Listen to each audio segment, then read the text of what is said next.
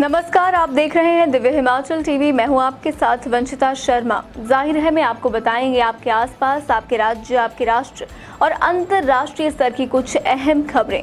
इसके अलावा एक अलग से जानकारी भी आपके लिए लेकर आए हैं। आइए करते हैं कार्यक्रम की शुरुआत।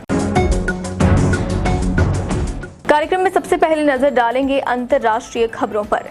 अफगानिस्तान के उत्तरी परवान प्रांत में हुई भारी बारिश से आई बाढ़ ने तबाही मचा दी। तालिबान की सरकारी समाचार एजेंसी ने बताया कि भारी बारिश ने अचानक बाढ़ ला दी, जिसमें कम से कम 31 लोगों की मौत हो गई और उत्तरी अफगानिस्तान में दर्जनों लोग लापता हो गए।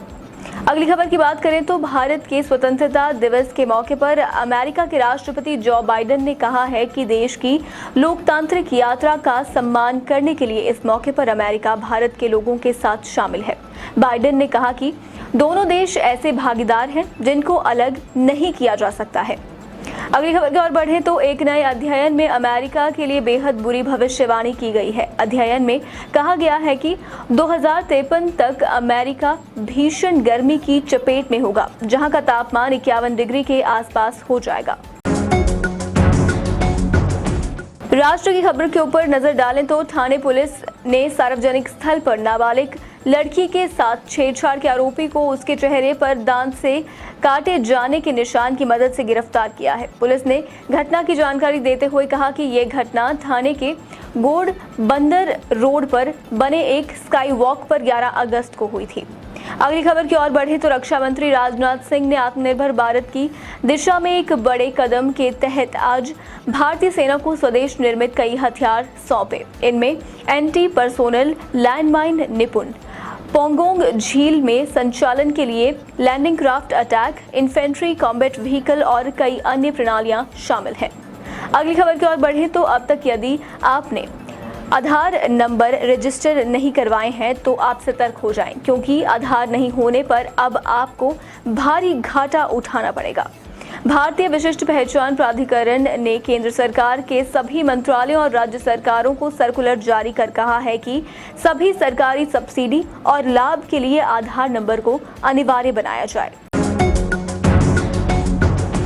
बात करें राज्य की तो हिमाचल प्रदेश के कुल्लू जिले में ब्यास नदी के किनारे बने भूंतर हवाई अड्डे में 1 दशक बाद मंगलवार सुबह 42 सीटर विमान उतरा। हालांकि पहले ये सेवा 15 अगस्त को शुरू होनी थी, लेकिन मौसम खराब रहने की वजह से उड़ान नहीं हो सकी थी।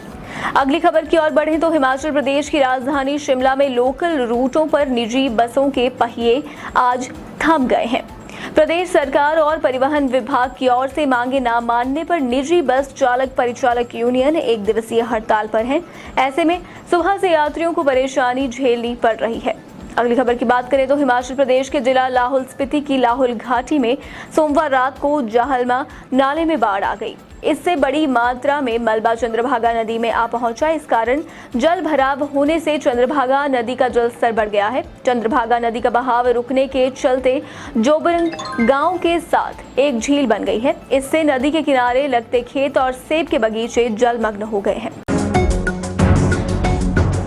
राजस्थान के जालौर के सुराणा गांव में एक दलित छात्र की उसके टीचर ने इसलिए प्राणघातक पिटाई की कि उसने एक मटकी को छूकर उससे पानी पी लिया था। इस पिटाई से छात्र की मृत्यु हो गई। वैसे भारतीय समाज की हकीकत अब भी यही है। सैकड़ों सालों में हुए तमाम सुधारों के बाद भी दलितों को लेकर मानसिकता में बदलाव नहीं दिखता। करीब 110 साल से कहीं ज्यादा पहले डॉक्टर भीमराव अंबेडकर ने भी इन्हीं हालात का सामना किया था। उन्होंने लिखा भी था कि स्कूल में भेदभाव और छुआछूत के चलते वो दिन भर पानी नहीं पी पाते थे, उन्हें प्यासा रहना पड़ता था। अंबेडकर ने अपनी आत्मकथा में लिखा भी है कि निम्न जाति का होने के कारण उन्हें स्कूल में पानी पीने नहीं दिया जाता था। ऐसे में वो जितनी देर तक स्कूल में रहते थे, प्यासे रहते थे। दर्शकों, जाहिर है मैं आज के लिए बस इतना ही। अब आपसे मिलेंगे इस खास कार्यक्रम के साथ कल। तब तक देखते रहिए दिव्य हिमाचल टीवी।